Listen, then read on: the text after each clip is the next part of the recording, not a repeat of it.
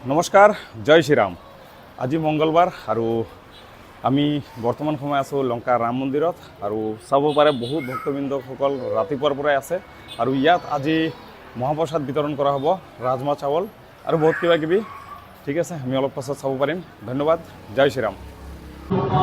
এনেও প্ৰতি মঙ্গলবাৰে ৰাম মন্দিৰ বহুত ভিৰ থাকে আৰু ৰাতিপুৱাৰ পৰাই ইয়াতে ভক্তবৃন্দসকল আহিয়ে থাকে আৰু এতিয়াও চাই আছে বহুত ভক্তবৃন্দ বহি আছে ইয়াতে। কোনোবাই ধ্যান কৰিছে, কোনোবাই হনুমান চালিচা পঢ়ি আছে।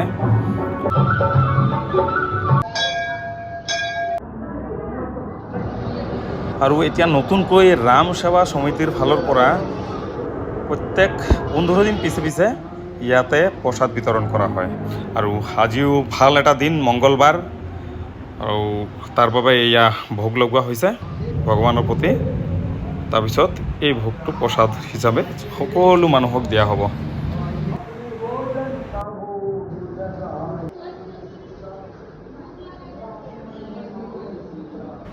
সকলোৱে সেৱা এটা কৰিব। প্ৰভু শ্ৰীৰাম, এইফালে বজৰংবলী আছে, মা বৈষ্ণোদেৱী, গণেশ, শিৱা আৰু ইয়াত আছে আমাৰ প্ৰভু ৰাম। তো যোনে যোনে দূৰত আছে সকলোৱে সেৱা এটা জনাব জয় শ্ৰীৰাম বুলি। আমাৰ ভোগ লগোৱা হৈ গ'ল, এতিয়া অকণ পাছত আমাৰ প্ৰসাদ বিতৰণ হ'ব। চবেই বহি আছে প্ৰসাদৰ বাবে। এতিয়া সেই ভোগৰ প্ৰসাদটো মিলাই দিয়া হ'ব, লৈ গৈ আছে চাওক। এয়া চাওক, সকলো প্ৰসাদৰ লগত এইটো ভোগৰ প্ৰসাদটো মানে মিলোৱা হ'ব ইয়াতে। এয়া লাহে লাহে মিলাই আছে, চাইছে? আৰু কৱলজিৎ আৰু পৱন ভাই বহুত ভাল কাম কৰি আছে, সেৱা আগবঢ়াই আছে ভাল। আৰু আমাৰ ৰেডি হৈ গ'ল মোটামুটি। এয়া মাইকেৰে চিঞৰি আছে চাওক, জয় শ্ৰীৰাম, জয় শ্ৰীৰাম। সকলোৱে আহি আমাৰ ৰাম সেৱা সমিতিৰ প্ৰসাদ লৈ যাওক।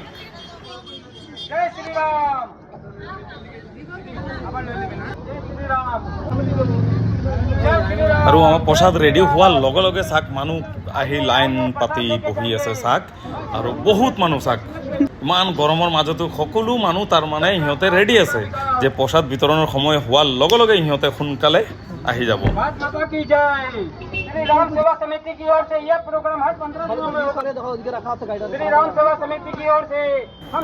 কণ কণ বাচ্চাবোৰ পাৰা নাই, কিন্তু বহুত গৰম হয়, তথাপিও আহিছে যে ভাল লাগিছে এইটো। আৰু যোনে যিমান খাব পাৰে, কোনো নাই, একবাৰ দুবাৰ তিনিবাৰ চাৰিবাৰ যিমান বাৰ ল'ব পাৰে, বহক আৰু খাই থাকক।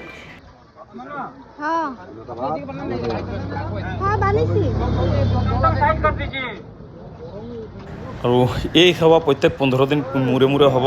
আজি 10 তাৰিখ আৰু 24 তাৰিখে চাগে আকৌ মঙ্গলবাৰ, সেই মঙ্গলবাৰে হ'ব। আৰু এই সেৱা কমচে কম 4-5 ঘণ্টালৈকে চলি থাকে। আজি কমচে কম 4টা, 4:30 বজালৈকে চলিব। গতিকে ভিডিঅ'টো বেছিকৈ শ্বেয়াৰ কৰক, সকলোৱে জানিব লাগে। ৰাম মন্দিৰৰ সন্মুখত প্ৰত্যেক 15 দিন মূৰে ইয়াতে